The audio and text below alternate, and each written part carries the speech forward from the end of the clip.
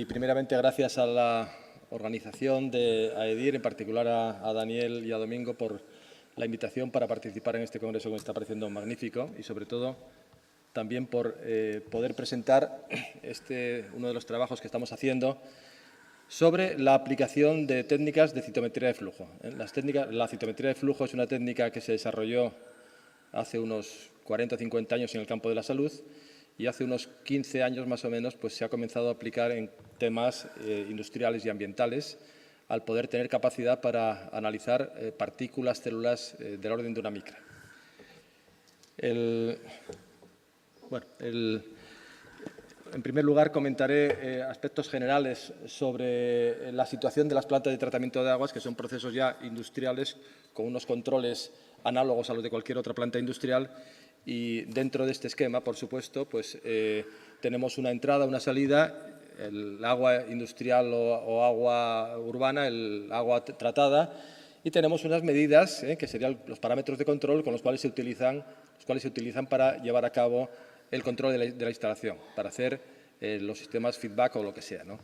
Dentro de esos controles es evidente que la medida de la biomasa, no la biomasa general, sino saber cuál es el estado de la biomasa, es un parámetro fundamental. Es el análogo a los catalizadores en sistemas de catálisis inorgánica y, por tanto, cada vez más tendremos que ir conociendo cuál es la situación de estos biocatalizadores. El conocimiento de estos, la cuantificación bacteriana, pues tiene una serie de exigencias en la práctica industrial. Ahí están algunas de ellas: sensitivo, rápido, preciso y caro. Perdón, y barato, por supuesto. De todas estas cuatro, la citometría de flujo cumple con las tres primeras y en la última pues puede ser un motivo de discusión, pero hay procesos ya que llevan a cabo con costes relativamente limitados. La base de la citometría de flujo consiste en tomar una corriente líquida que tiene las partículas sólidas, o por ejemplo, en este caso las células, hacerlas caer en un chorro y separar partícula a partícula. Entonces, lo que se hace es que cada partícula, como se indica ahí, pues, va siendo analizada por un haz láser y se analizan los resultados después a través de una medida en la dirección directa, en la dirección con pocos grados y también en la dirección perpendicular. La clave, por tanto, es en esa división del chorro en partículas individuales, lo cual hace que podamos tener analizados 100.000, 200.000 datos y, por tanto, tenemos un análisis de una corriente, de los contenidos de esa corriente, de una forma muy rápida y precisa. Aquí tenéis el esquema del proceso. Perdón, esto, en el centro. Aquí tenéis la corriente que lleva la muestra a analizar.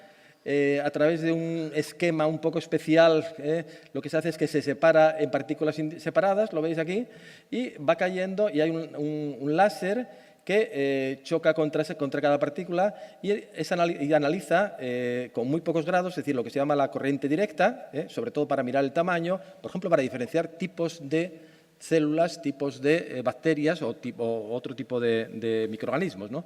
Y la corriente perpendicular con 90 grados pues pasa a través de una serie de sistemas de análisis con detectores de fluorescencia, etcétera, etcétera, que si previamente en la corriente inicial se somete la corriente, las células también, por tanto, a una serie de fluorocromos, a una serie de colorantes que interaccionan con el microorganismo, podemos luego aquí medir las características de estas células en términos, por ejemplo, de cuál es la situación de la pared celular o de la actividad enzimática, etcétera, etcétera, ¿no? La clave, por tanto, es también elegir esa serie de fluorocromos que permitan que en la medida de los detectores, de los sensores, podamos identificar cuál es el estado fisiológico de esas bacterias o de esas células. Los colorantes que aquí hemos utilizado en este estudio son bastante estándares. Vamos a utilizar el PI, el SIBR y el CFDA, ¿no? El primero mide la actividad enzimática, por tanto, mide si tiene actividad celular viva, ¿no? El SIBR cuenta totalmente las células y el PI mide la integridad de la membrana. Aquí está. Bueno, Tal como estoy comentando, la citometría de flujo se ha extendido y se está aplicando cada vez más en el campo medioambiental. Se está aplicando en el tratamiento de aguas. Hay aplicaciones ya muy directas, por ejemplo, para aguas potables, para saber, después de una potabilización, qué es lo que queda allí, si las células están vivas o cómo están, en qué nivel fisiológico están. Y se está multiplicando. Nosotros hemos hecho algún review hace 3 o 4 años y prácticamente está ya absolutamente desfasado. Es un campo muy activo, por tanto, de aplicaciones, ¿no? En particular, el objetivo en este trabajo que voy a presentar pues es evaluar por primera vez la fiabilidad y la aplicación de citometría de flujo multiparámetros para un sistema de tipo biológico de nitrificación-desnitrificación. Este es el objetivo, digamos, puntual, ¿no? La metodología, pues aquí tenemos el equipo real, es una planta real de nitrificación-desnitrificación de MBR, está tratando agua de lixiviados y tiene los procesos anaerobios, aerobios, etcétera, con sus reciclos, su membrana, etcétera, etcétera, ¿no? Los parámetros que se han medido aquí, pues por un lado los característicos, los tradicionales de los sistemas de tratamiento de aguas, además el conteo en placa y respirometrías para mirar el LOUR, el NUR y el AUR, etcétera, ¿no? Y además pusimos en marcha el método este que comentaba antes, incluyendo estos 3 colorantes, el SBR, el PI y el CFDA, para mirar la actividad estearásica, la viabilidad y para el conteo total, ¿no? Bueno, esta es el tipo de resultados que se obtienen. Para la gente que ha utilizado citometría de flujo, supongo que resulte muy simple, pero bueno, para quienes no lo hayan visto, este es el tipo de resultados que se obtienen con el SIBR, que si incluimos también un número contado de bolitas, permite contar el total de células, es decir, que del total de partículas sólidas que hay, contamos las células, separamos lo que son partículas inorgánicas, etcétera, etcétera, cristales, etcétera, ¿no? Por tanto, tenemos ya medido la cantidad de células porque tienen DNA, por ejemplo, ¿no? Lo siguiente sería esta gráfica donde se colocan los 2 colorantes, el PEI, el ioduro de propidio y el CFDA. Aquí lo que indica es, en la horizontal mide, estas de aquí serían las células activas, las que tienen actividad enzimática, las activas, actividad enzimática. Y estas de aquí son las que tienen algún problema de compromiso, de membrana celular con algún grado de deterioro, ¿no? Bueno, podemos indicarlo ahora por separado de esta forma, ¿no? Las activas que están aquí, las horizontales, hay 2 tipos, por tanto, ¿no? Las viables y las dañadas, y luego tenemos aquí las muertas, es decir, que al final lo dividimos en 3 componentes, las viables, las dañadas y las muertas, Tenemos capacidad para separar esos 3 al menos, ¿no? Vamos a mostrar ahora los resultados que se obtienen. Aquí tenemos los resultados en las distintas partes que antes señalaba de la planta de tratamiento de aguas MBR. Aquí tenéis S1 sería la entrada, la desnitrificación, nitrificación, etcétera, el vertido limpio y la purga, ¿no? Los totales, del orden de 10 a la 8, están indicados aquí y más o menos la cantidad de activas, todas las de arriba, son del orden del 95%. Solamente muertas aparecen del orden de un 5%. Y después de las activas, se dividen casi a la mitad en viables y dañadas. Viables y dañadas, la veis aquí, ¿no? O sea, las activas el 95%, las muertas el 5%, y de las activas divididas en 2, las viables y dañadas. Bueno, los datos, estos datos son interesantes porque os dicen cuál es la situación real de las células, si tienen la célula dañada, etcétera, etcétera, ¿no? Porque en muchos casos, y esto lo hemos visto en otros procesos industriales, podemos tener células dañadas que siguen teniendo actividad enzimática pero que no tienen capacidad de reproducir, de multiplicarse. Por tanto, las células cuando se mueren en una primera etapa de ser dañadas siguen teniendo actividad enzimática, pero ya están dañadas. Entonces, se puede permitir hacer un adelanto de qué es lo que va a pasar en el futuro mediante esta separación de fracciones, ¿no? Aquí se indica que el 95% son activas, el orden del 50% viables y 50% están dañadas. Es un valor que se ha mantenido bien, se ve que el sistema es consistente. Algunos datos que había previamente de sistemas potables, de residuales urbanas sin nitrificación, desnitrificación, daban valores análogos. Aquí esperábamos que hubiese más dañadas, no lo había. Y otra cosa interesante es que cuando hacemos placa, cuando miramos las células que crecen en placa, solamente el 1% crece. Es decir, que tenemos un 45% que eran viables, pero solamente del orden de 1% crece en placa, son cultivables. Las cultivables son muy pocas, ¿no? Como ya más o menos se podía adivinar, ¿no? Estos datos, por supuesto que no los presento en comparativo con los otros que teníamos del SOUR, los volátiles, el NUR, etcétera, pero son perfectamente consistentes y se ajustan bien con el sistema, ¿no?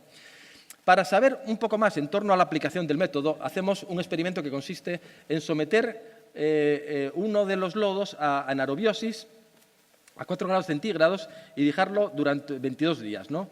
La evolución durante estos 22 días es la que se indica aquí. No hay grandes cambios. Las viables se mantienen prácticamente durante 22 días, las dañadas también y las muertas también. Las velocidades de desnitrificación y el OUR, etcétera, siguen manteniendo los mismos valores. Es decir, que hay una consistencia de los resultados con los tradicionalmente medidos.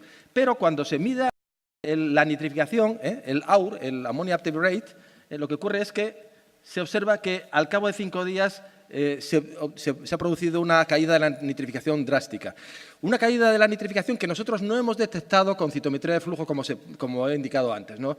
Los microorganismos nitrificantes son aerobios estrictos, los desnitrificantes aguantan mucho mejor, incluso aquí se ve que pueden incluso crecer después de cierto periodo.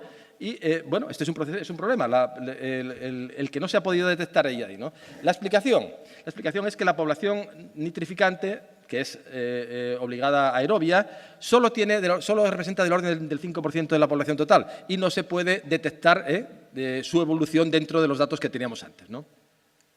Otro experimento complementario también para ver la aplicación.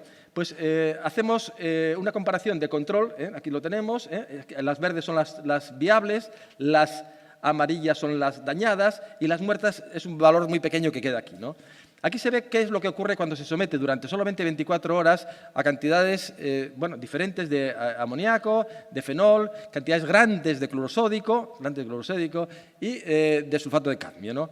Como se ve, ante estos tóxicos, la cantidad de viables va cayendo, la cantidad de dañadas crece, cambia, etcétera. Se podría esperar que la cantidad de muertas creciese, pero no crece. Luego quiere decir que hay otro componente adicional en la medida que sería las células rotas que no se detectan como muertas, sino que son trozos que van quedando lisados de las células, ¿no? De cara a los modelos, que nos gusta mucho, ya sabéis, a la gente de la universidad, buscar modelos para ello, esto resulta interesante también porque puede permitir incluir ese otro término en el sistema, ¿no? Bueno, conclusión de este trabajo en torno a la aplicación de citometría de flujo. Aquí tenemos 4 cosas que he recogido, ¿no? Hace falta poder medir la cantidad de células que tenemos dañadas, parcialmente dañadas, etcétera, etcétera, etcétera. Parece evidente que sí, que de cara al futuro vamos a tener que hacerlo y que va a ser conveniente porque nos permite predecir lo que va a pasar. No solamente el AUR y el NUR, sino también saber el estado celular. El método de citometría de flujo multiparamétrico permite hacer un seguimiento de esto perfectamente, lo hemos visto, es consistente, se puede aplicar, se puede relacionar con las medidas macroscópicas, etcétera, etcétera, ¿no? Problema que hemos visto, que no lo tenemos resuelto, hay la caída de los minoritarios, en particular de los minoritarios en general, ¿no? En particular de nitrificantes, no puede ser detectada en nuestro trabajo de citometría de flujo. Problema que tenemos que buscar sondas específicas para nitrificantes, pero antes de buscar sondas específicas para nitrificantes tenemos que buscar dinero para buscar las sondas. Estamos en ese periodo, ¿no? Y luego, finalmente, hombre, si no tenemos todavía la sonda para nitrificantes, lo que sí podemos hacer es que con la citometría de flujo y medidas de nitrificación lo tenemos resuelto. Pero, ojo, no es solamente aplicar citometría de flujo, tenemos que también aplicar las medidas de nitrificación. Y esta es más o menos la aplicación y la situación actual que yo creo que existe en torno a la aplicación de citometría de flujo en procesos de nitrificación y desnitrificación. Creo que de cara al futuro, desde luego, vamos por ahí. Creo que el tema de costes de los equipos, que alguien puede pensarlo, pues se está en zonas ya que se pueden ya prácticamente afrontar y, desde luego, creo que esto que se va a aplicar más en el futuro. Gracias.